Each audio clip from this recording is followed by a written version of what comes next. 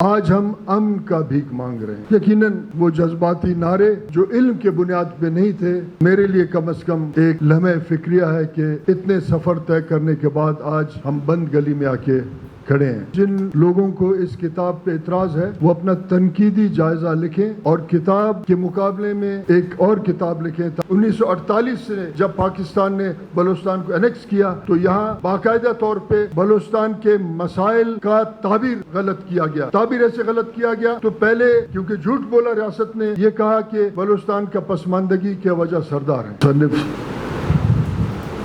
حاجی احمد خان اشکزئی صاحب، مہمانان گرامی، حاضرین مجلس، خواتین و حضرات، السلام علیکم۔ آج کی اس کتاب میں حاجی احمد خان صاحب نے کم و بیش 16,000 کلومیٹر کا ایک سفر 600 صفحات میں طے کیا ہے۔ یہاں سے واشنگٹن شاید 10,000 کلومیٹر اور بیجنگ 6,000 کلومیٹر، یہ 16,000 کلومیٹر کا سفر، اس کے داستان اور تمام حالات جو ہم سنتے تھے اس کتاب میں 600 صفحات میں آپ نے لا کے ہمارے سامنے پیش کی۔ یہ ایک بہت بڑا خدمت ہے اور یقیناً کئی لوگ ایسے ہوں گے کہ اس کتاب پہ ان کو اعتراض ہوگا،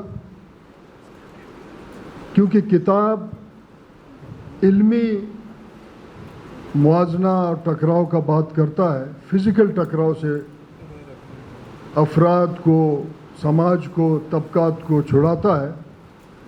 تو میں یہ سمجھتا ہوں کہ جن لوگوں کو اس کتاب پہ اعتراض ہے وہ اپنا تنقیدی جائزہ لکھیں اور کتاب کے مقابلے میں ایک اور کتاب لکھیں تاکہ پھر ہم جمع ہو کے اس کے جائزہ لیں اور ہمارے علم میں اضافہ ہو۔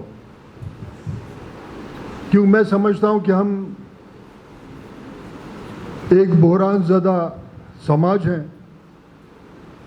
اور ہمارے تمام معاملات، سیاسی عمل علم کے نہیں، کتاب کے نہیں، بلکہ جذبات کے بنیاد پر ان کا اہداف کا تعین ہوتا ہے۔ اس لیے ہم آج ایک بہت بڑے بحران سے دوچار ہیں۔ جن اقوام نے ہزاروں سال کا سفر اپنے ارتقائی مراحل طے کرتے ہوئے اسی سرزمین پہ 5 سے 6 ہزار سال پہلے، جہاں میرگڑھ کا آثار قدیمہ یہ بتاتا ہے کہ یہاں کے لوگوں نے مختلف ایجادات کیے، جانوروں کا ڈومیسٹیکیشن کی، آج ہم امن کا بھیک مانگ رہے ہیں۔ یقیناً وہ جذباتی نعرے جو علم کے بنیاد پہ نہیں تھے آج اس نہج پہ پہنچا ہے کہ جو امن ہم نے خود اپنے قوموں کے لیے اس کے اصولوں کا تعین کر رہا ہے، آج اس کے لیے احتجاج اور بھیک ہے۔ یقیناً یہ ایک میرے لیے کم از کم ایک لمحہ فکریہ ہے کہ ہم نے اتنے سفر طے کرنے کے بعد آج ہم بند گلی میں آ کے کھڑے ہیں۔ جناب حاجی صاحب، واشنگٹن سے لے کر بیجنگ تک جو آپ نے اپنے تجربات، مشاہدات اور کئی چیزیں آپ نے تاریخ سے نکالی ہیں، دو بڑے اس 16,000 کم و بیش 16,000 کلومیٹر کے فاصلے میں دو بڑے طاقت ہیں، واشنگٹن اور چین۔ آج دونوں بڑے طاقت بھی ہیں، ان کے لوگ دنیا کے سیاست میں اہمیت بھی رکھتے ہیں، ان کا ایک دنیا کے سیاست میں حیثیت ہے، حتیٰ کہ آج اقوام متحدہ بھی واشنگٹن کے ڈکٹیشن پہ چل رہا ہے۔ یہ ان کا ایک طاقت۔ اس کے وجوہات کیا ہیں کہ ہم بحران میں ہیں۔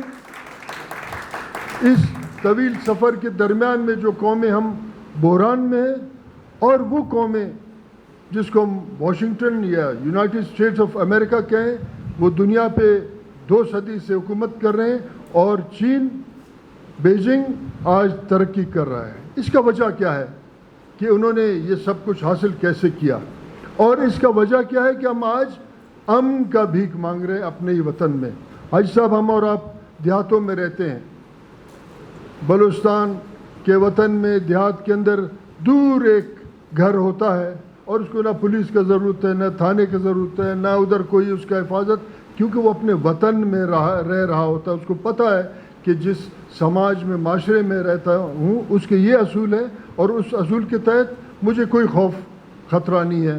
مگر آج شہروں میں بھی ہم عدم تحفظ کے شکار ہیں. اس کا بڑا وجہ یہ ہے, اگر واشنگٹن کے ترقی کے راز ہم دیکھیں تو واشنگٹن میں تاج برطانیہ کے خلاف ایک آزادی کی جنگ لڑی گئی اور وہاں ریپبلکنز اور ڈیموکریٹس کے ایک بہت طویل جدوجہد ہوئی, اور اس جنگ کے بعد اور جنگ سے پہلے انہوں نے یہ طے کیا ایک ڈیموکریٹک نظام ہوگا جو لوگوں کے ووٹ کے ذریعے اپنے مستقبل کا تعین کرے گا, اور اس کے بنیاد پہ آج وہ قومیں ترقی کر گئیں.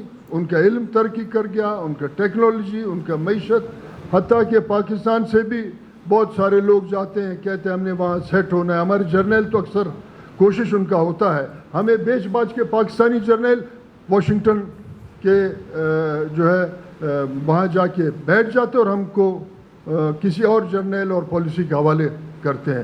اس کا وجہ یہ ہے کہ انہیں بامقصد سیاسی جنگ لڑا, اور وہ بامقصد یہ تھا کہ جمہوریت ہوگی اور لوگ اپنے ووٹ کے ذریعے آگے بڑھیں گے. دوسرے کونے میں آپ کا اسی کتاب کے ایک کونا بیجنگ لانگ مارچ ہوا. چیئرمین ماؤ اور اس کے کمیونسٹ پارٹی نے ایک لانگ مارچ کی. یہ لانگ مارچ نہیں تھا کہ لاٹھی ہاتھ میں یہاں سے اسلام آباد پہنچے اور وہاں معاملات حل ہوا. باقاعدہ اس وقت کے جو نیشنلسٹ حکومت تھے ان کے خلاف ایک نظریاتی جنگ لڑی, اور نظریاتی جنگ میں کم از کم 10 ملین لوگ مارے گئے, اور آج 1 کروڑ 41 لاکھ آپ کی کتاب کے مطابق لوگ دنیا کا ابھرتے ہوئے ایک خوشحال طاقتور معیشت بننے جا رہے ہیں. ہم کیوں یہ سب کچھ ہوئے؟ کیونکہ ہم نے ایک اجتماعی قومی جدوجہد نہیں کی, بلکہ آج جس ملک میں ہم بیٹھے جس کا نام پاکستان رکھا گیا, بڑا خوشنما, اور چمچے اس کو بڑے سر پہ اٹھاتے ہیں, وہ پاکستان فلانا یہ وہ. مگر میں یہ کہتا ہوں کہ کیونکہ جس کتاب میں آپ نے کہا ہے کہ گریٹ گیم پاکستان اس لیے ہمارے وجود میں نہیں آیا کہ یہاں کے لوگ بہت ہوتے, ہم تو ایک آزاد قومیت تھے, بلوچ, پشتون, سندھی, مگر کیونکہ گریٹ گیم کے نتیجے میں یہ ملک ہمارے وجود میں آیا, اور اس نتیجے کے حوالے سے آج بھی سامراجی قوتوں کا ضرورت ہے ایک ایسے پاکستان جو مسلسل بحرانوں میں رہے, وہاں کے لوگ اپنے مستقبل کا تعین, اپنے جمہوری حق. میں عموماً ایک بات کہتا ہوں کہ آج لوگوں کو یہاں تک مجبور کیا گیا ہے کہ لوگ اپنے قومی حقوق, اپنے ضروریات سے دستبردار ہونے کے طرف جا رہے ہیں, اور ہم امن کا بھیک مانگ رہے ہیں کیونکہ یہ ہمارے وجود میں نہیں آیا. اس کو باقاعدہ ڈیزائن کر کے ہمارے سروں پہ مسلط کیا. اس لیے ہم یہاں آج امن امان کا معاملہ ہے, بحرانے ہیں, کبھی کراچی میں دہشت گردی ہے, 13 سال کراچی میں کئی ہزار لوگ مارے گئے, مگر آج تک ایک بھی ٹارگٹ کلر پکڑا نہیں گیا, نہ ان کو سزا ہوا. یہاں بھی کلچا میں یہ ہوا, فرقے واریت کے بنیاد پہ شیعہ اور ہزاروں کا قتل عام ہوا, ایک بھی نہیں پکڑا گیا. پھر پشتونوں کو ہوا, پھر سیٹلرز کو ہوا, کیونکہ ایک بحران ہے. آپ خیبر پختونخوا میں جائیں دیکھیں, ان کا بھی ایک بہت بڑا, کیونکہ ریاست اس لیے اس کو ڈیزائن کیا گیا کہ یہاں بحران مستقل رہے, اور وہ اسٹیبلشمنٹ جس کو کچھ لوگ پرستش کے حد تک مانتے ہیں وہ عالمی سامراج اور گریٹ گیم کا حصہ بن کے رہے. یہاں ہمارے کسی ساتھی نے کہا کہ موروثی سیاست کے آپ بہت خلاف ہیں. یہ بہت باتیں میں سنتا رہتا ہوں, مگر اس کا وجہ کیا ہے؟ آپ مرض کا تشخیص تو کریں کہ یہ جو موروثی کیا وکیل اپنے بیٹوں کو وکیل نہیں بناتے, پھر قانون سازی کریں. کیا ڈاکٹر کے بیٹے ڈاکٹر نہیں بنتے؟ اس پہ بھی قانون سازی ہو. مگر کیونکہ ہم ایک ایسے سماج میں، ایک ایسے ریاست کے نظام میں رہتے ہیں کہ جہاں ہر شخص عدم تحفظ کا شکار ہے. وہ پھر پیسے میں بھی کرپشن کرتا ہے، وہ سمجھتا ہے کہ میرے چار دیواری مجھے بچائے گا. وہ ایک وکیل بنا کے سمجھے گا اس کو میں جج لگاؤں گا. یہاں کئی جج ہیں جو ہمارے اور آپ کے حقوق کو قانون کے جو ہے پہلو میں رکھ کے حقوق کا لوٹ مار ہوتا جا رہا ہے. یہ اس لیے کہ ہم عدم تحفظ کا شکار ہیں. ہونا یہ چاہیے تھا کہ اگر پاکستان ایک نیشن اسٹیٹ تھا تو پھر یہاں پولیٹیکل پروسیس، یہاں سوشل پروسیس ایک ایولیوشن، ایک ارتقاء کے حوالے سے آگے بڑھتا، اور وہ اس ایولیوشن کے بنیاد میں موروثی سیاست بھی نہیں ہوتا، پولیٹیکل پارٹیز پہ موروثیت بھی نہیں ہوتا، گدی نشین بھی نہیں ہوتے، مولوی صاحب بھی نہیں ہوتے. لوگ ایولیوشن کو ریاست نے اس لیے روکا کہ یہاں کولیپس ہو. اور خصوصاً بلوچستان میں یہ ہوا. ایک 80 سال سے 1948 سے جب پاکستان نے بلوچستان کو انیکس کیا تو یہاں باقاعدہ طور پہ بلوچستان کے مسائل کا تعبیر غلط کیا گیا. جناب حاجی صاحب، تعبیر ایسے غلط کیا گیا تو پہلے کیونکہ جھوٹ بولا ریاست نے، یہ کہا کہ بلوچستان کا پسماندگی کی وجہ سردار ہیں، اور جھوٹ بولا. تو جھوٹ بولنے والے لوگ سہولت کار جو ہماری سوسائٹی میں تھے، انہوں نے اس جھوٹ کے بنیاد پہ فائدہ اٹھایا اور انہوں نے کہا بھائی حکومت آئے گا اور مڈل کلاس ہوگا، فلانا ہوگا، یہ وہ. اور پھر مڈل کلاس کی حکومت آج آپ دیکھ رہے ہیں کہ آپ ڈی سی گھروں سے نہیں نکل رہے ہیں، مسائل میں اضافہ ہوتا رہا ہے اور مسائل کا غلط بات کیا جا رہا ہے. لیویز کو بھی ختم اس لیے کیا گیا، آپ بحرانوں میں پھنسے رہے ہیں. حالانکہ بین الاقوامی اصول کے مطابق پولیس اور لیویز کا صرف ذمہ داری یہ ہوتا ہے کہ وہ امن امان کے مسئلے کو، کرمنل کو روکے، اور اس سے زیادہ نہیں ہے. اور ایف سی کا جو ذمہ داری ہے وہ انٹرنل تھریٹ ہوتا ہے. یہاں ایف سی تو موجود ہے انٹرنل تھریٹ کی موجودگی میں، مگر لیویز کو ختم کیا جاتا ہے کیونکہ نوآبادیاتی نظام کے تحت ایسے مسائل کریٹ کیے جاتے ہیں جہاں لوگ اپنے حقوق سے بالکل ان کا توجہ ہٹ جائے.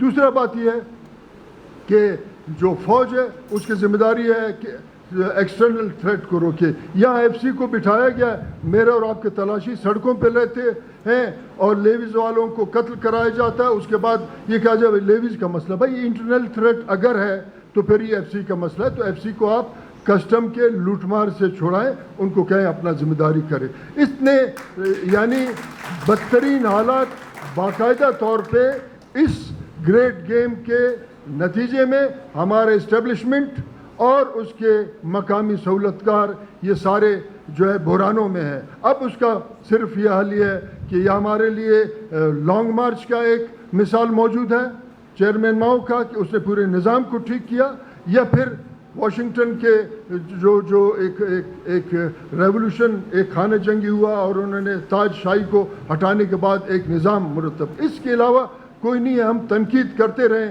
ہم کہ یہ موروثی ہے، تو موروثی کو تو آپ چھوڑیں کہ لوگ اپنے ووٹ کے ذریعے موروثی سیاست کو ختم کریں. لوگ اپنے ووٹ کے ذریعے احتساب کریں پچھلے کا اور آنے والے کے انتخاب کریں. یہاں آپ مجھے بتائیں کہ کیا پاکستان کا پارلیمنٹ خود مختار ہے؟ کیا پاکستان کا الیکشن کمیشن جس نے بہت بڑے بڑے جرم کیے، جہاں کہیں کوئی کرمنل ہے اس کو لا کے ہمارے سر پہ بٹھایا، کیا وہ خود مختار ہے؟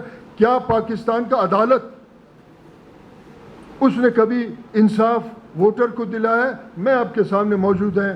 دلی کا پیداوار کو لا کے لاہور میں پیدا ہوئے، پھر یہاں لا کے ہمارے کوئٹہ میں 2018 میں اس کو ایم این اے بنایا. جناب عالی اسی عدالت نے 9.5 سال میرے الیکشن کے کیس کو گھسیٹا. آخر میں سٹے واپس ہو گئے اور ہم کو کوئی نتیجہ نہیں ملا، کیونکہ ہم ایک ایسے ریاست میں بیٹھے ہیں کہ جو گریٹ گیم کا مسلسل آلائے کار رہا ہے. اس گریٹ گیم سے نکلنے کے لیے ہم نے اور آپ نے ایک آواز اٹھانا ہے. خصوصاً اس صوبے کے لوگوں کو اس بہت بڑے بحران، اس خانہ جنگی، اس خون ریزی سے نکلنے کے لیے ہم اپنے قومی نظم کی طرف واپس جائیں، جس کو ریاست پاکستان نے مسلسل 80 سال سے متواتر بدنام کیا اور توڑا ہے. اور آج جس قبائلی نظام کو ریاست پاکستان اور اس کے سہولتکار جو کہ کہیں بھی پہنچ نہیں سکتے تھے جنہوں نے توڑا ہے، آج وہی سہولتکار پولیٹیکل پارٹیز کے شکل میں کوئی کام نہیں کر سکتے. پولیٹیکل پارٹیز، تمام پولیٹیکل پارٹیز، میں آج یہاں قلمکار بھی بیٹھے ہوئے ہیں، دانشور بھی بیٹھے، ایک دفعہ اٹھا کر تو دیکھیں کس پولیٹیکل پارٹی کا پہ قبضہ کس ٹھیکیدار کا ہے. آج کیونکہ ریاست نے پہلے غلط تعبیر کی، اس کے بعد پھر پولیٹیکل پارٹیز کو ٹھیکیداروں کے، سہولتکاروں کے حوالے کے، ہم مسلسل بحران میں ہیں. ہم نے ایک دفعہ پھر اپنے قومی نظم کی طرف جانا ہوگا اس بحران سے نکلنے کے لیے. آپ کا شکریہ کہ آپ نے ایک طویل داستان اس خطے کا اور پوری دنیا کے سیاست کا ہمیں بتایا. میں آپ سے یہ اپیل کرتا ہوں کہ کیونکہ میں یہ سمجھتا ہوں کہ ہمارے علم کے بنیاد پہ مسائل کا حل ہو. میں نے کتاب دوست موومنٹ پچھلے کئی سالوں سے چلایا ہے اور ابتدا میں اپنے 20,000 کتابیں مختلف یونیورسٹیوں کو، مختلف کتب خانوں کو، اداروں کو گفٹ کیا ہے. اس کے بعد آج تک لوگوں کے تعاون سے ہم نے 80,000 کتابیں مختلف یونیورسٹیوں میں دی ہیں، کیونکہ ہم سمجھتے ہیں کہ جو کتاب کسی لائبریری میں بند ہے اس کو لوگوں تک پہنچائیں، اور لوگوں کو یہ سمجھ آنا چاہیے کہ ہمارے مسائل کا علمی حل کیا ہے. تو آپ اگر اپنے اس کتاب کے چند نسخے ہمیں گفٹ کریں تاکہ ہم اس کو یونیورسٹیوں میں اور اداروں میں بھیجیں تاکہ لوگ اس سے مستفید ہوں. آپ سب کا شکریہ.